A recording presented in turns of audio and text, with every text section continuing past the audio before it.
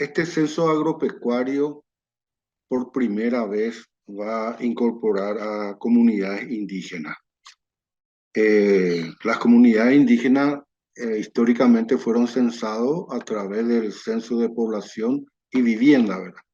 Pero el censo agropecuario, que lo implementa exclusivamente el Ministerio de Agricultura, por primera vez incorpora como beneficiario a las comunidades indígenas. Tradicionalmente o históricamente el censo agropecuario se realiza con grandes productores, más de 500, 1000 hectáreas, ¿verdad?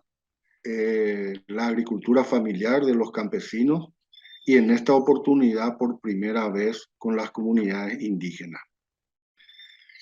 Eh, en realidad, el proyecto, el préstamo, el programa en sí, al contemplar la incorporación de las comunidades indígenas, pone también como requerimiento que el equipo técnico responsable de la implementación del censo incorpore a especialistas en temas indígenas, ¿verdad? Ese es un poco el motivo por el cual yo integro el equipo técnico que es bastante amplio, ¿verdad? Y venimos trabajando desde ese punto de vista. Lo que hay que entender también es que los pueblos indígenas están protegidos por leyes internacionales y leyes nacionales. Entonces los trabajos que se tenga que realizar en las comunidades indígenas sí o sí tienen que contar con la aceptación, diríamos, por parte de los líderes y de las organizaciones indígenas. Por esa razón, se contempla la consulta previa, informada y de buena fe. Y esa etapa, por ejemplo, lo hemos realizado a partir de noviembre del 2019, 2020, 21, y ahora en el 22 se va a implementar el censo. Ese es un poco el mecanismo de trabajo con las comunidades indígenas. No sé si hay algún aspecto Esta, específico. sí, esta consulta previa, ¿en qué periodo nos estaba comentando usted que se realizaron ya un periodo de consulta previa durante un buen tiempo? ¿Esto ya terminó? El año ¿Ahora mismo en pasado. qué están? El año pasado hemos realizado esta consulta previa, ¿verdad? Y también nos queda un grupo más de que no pudimos visitar, ¿verdad? Y tenemos contemplado eso realizar en este mes, la restante. Ustedes saben que hay más de 730 comunidades indígenas en el país, ¿verdad? Y entonces es un poco difícil visitarle a todos, pero ya nos queda muy poco. Y la sorpresa agradable para mí por lo menos fue, ¿verdad? Que en todas las visitas, en todas las consultas que hemos realizado con la comunidad indígena, estos estaban dispuestos a participar en todo el proceso del censo agropecuario. Eso nos pareció una situación muy halagadora, diríamos.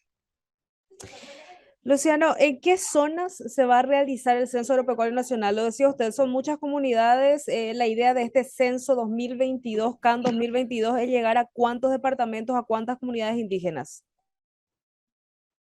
Bueno, eh, hay que entender también que hay, diríamos, una condición mínima para que las comunidades o las unidades agropecuarias sean sujetos del censo agropecuario.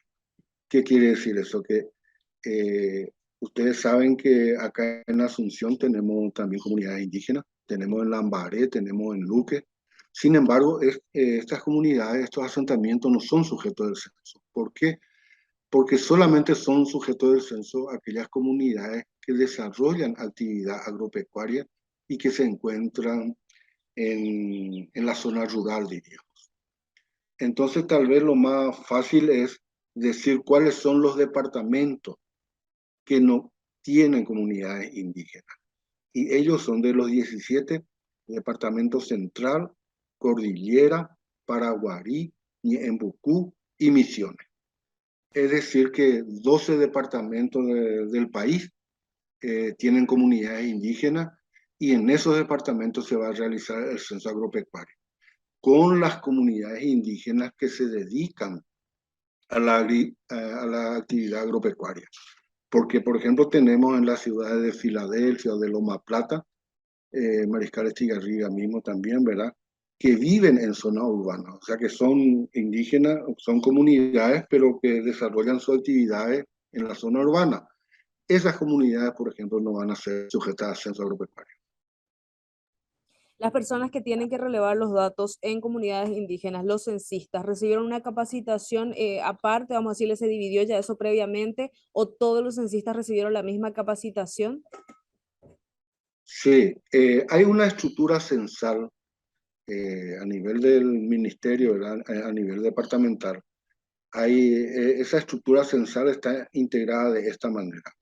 Un coordinador departamental, que es un técnico del Ministerio de Agricultura y Ganadería, ¿verdad? De la Dirección de Censo Agropecuario, un jefe departamental que se contrata por concurso para este censo específicamente, un jefe distrital, un supervisor y los censistas.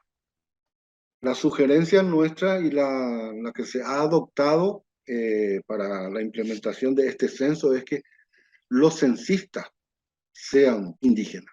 Y esto por varios motivos, ¿verdad? Un primer motivo, diríamos, es la parte del idioma. Hay varias comunidades indígenas que hablan muy poco el guaraní o el español, como el caso de los manjuy, los ayoreos, entre otras comunidades, ¿verdad? Entonces es importante el manejo de la lengua. Por otro lado, el censo agropecuario hace preguntas sobre la producción, ¿verdad? Tanto ganadera como agrícola. Y podríamos decir que son preguntas bastante delicada, por decirlo así, ¿verdad? Que requiere cierta confianza, que el productor, en este caso el productor indígena, tenga confianza para poder responder bien a esas preguntas, porque prácticamente se está desvistiendo o ni en bobija de gente robaquea, lleva. Entonces, si es un indígena y que pertenezca al mismo pueblo también el que le hace el censo, entonces hay más posibilidades de obtener información confiable y oportuna, diría. No solamente nosotros incorporamos censista indígena, sino que también tiene que pertenecer al pueblo de esa comunidad. En Paraguay existen 19 pueblos indígenas que están organizados en 5 grupos lingüísticos. Un grupo lingüístico es, por ejemplo, el tupí guaraní. Y el tupí guaraní está integrado con Bugá guaraní, Abá guaraní, Paitan Uterá, Ace Guayaquí, guaraní occidental y guaraní ñandeva. Estos dos últimos están en el Chaco, pues. Entonces, conviene que los censistas no solamente sean indígenas, sino que pertenezcan a ese grupo lingüístico, diríamos. Y en el caso de los samucos, pues, samucos son los ayoreos y los chamacocos que nosotros les denominamos. Son dos grupos que integran los samucos. Un ayoreo no te va a permitir que se vaya un nibacle a hacer censo en su comunidad, ¿verdad? Tiene que pertenecer también a al mismo pueblo, diríamos. Y la capacitación lo realizamos principalmente, ¿verdad? En 3 ámbitos, por decirlo. Por un lado, en mi caso específico, es la parte de interculturalidad, ¿verdad? Porque supone la incorporación de varias culturas en este censo agropecuario, teniendo en cuenta no solamente los pueblos indígenas, ¿verdad? Sino tenemos ahí los menonitas, tenemos ucranianos, tenemos brasileros, muchas otras nacionalidades también que integran, que están trabajando en nuestro país, ¿verdad? Entonces, El trabajo que nosotros hacemos con la comunidad indígena desde el punto de vista de la capacitación se refiere un poco al enfoque intercultural. ¿Qué quiere decir eso? De que no hay una cultura superior ni inferior, sino que todas las culturas tienen riqueza, que si interactúan juntos pueden mejorar la sociedad, ¿verdad? Ese de un punto de vista, si se quiere, antropológico. Y otro del punto de vista técnico, dos aspectos. El primer aspecto es que el censo agropecuario de este año, por primera vez se va a hacer, va a incorporar la tecnología de las tablets. Antes se hacían en papel y ese papel luego se tenía que, los datos del formulario se tenía que volcar en las computadoras y después hacer el procesamiento. Ahora se va a hacer directamente en las tablets. Eso significa que los censistas tienen que manejar las tablets, que es prácticamente como un celular grande ya. No es tan así, pero en fin, ese es un aspecto de la capacitación también. Y el otro aspecto es que dentro de las tablets está incorporado el formulario, las preguntas, ¿verdad? Y también el censista tiene que manejar el formulario, las preguntas. Entonces la capacitación que realizamos en el caso de los indígenas tiene tres dimensiones, si se quiere. La parte de la interculturalidad, el manejo de las tablets y el manejo de los formularios indígenas. Luciano, ¿estos censistas indígenas ya fueron todos seleccionados o todavía se va a seleccionar por etapa? ¿Cómo es ese proceso para seleccionarle a ellos si es que sigue abierto o no? Sigue abierto. El censo agropecuario se, se realiza en cuatro etapas. La primera etapa se está realizando ahora en agosto. Cada etapa va a durar un mes. Y en esta primera etapa, por ejemplo, está incorporando los departamentos de Central, Cordillera, Paraguarí, Guairá. En esta primera etapa, el único departamento que cuenta con comunidad indígena es el Guairá, específicamente el distrito de Paso Yobay, ¿verdad? Y después, la cuarta etapa, pues no tengo en mente los departamentos, ¿verdad? La cuarta etapa se va a realizar en noviembre. Y en esta cuarta etapa se va a incorporar los tres departamentos del Chaco, Presidente Aye, Boquerón, Alto Paraguay, y dos departamentos de la región oriental, que es Caaguazú y San Pedro. Los cinco departamentos cuentan con comunidades indígenas. ¿Hasta cuándo los, vamos a decir, los que se enteran recién que pueden participar como censistas indígenas, pueden seguir inscribiéndose, cargando sus datos para poder participar y ser seleccionados? Y se van incorporando de acuerdo al desarrollo de las etapas, ¿verdad? Ahora, por ejemplo, como ya se dio inicio la semana pasada, el censo agropecuario de la primera etapa, entonces ya no se incorpora más.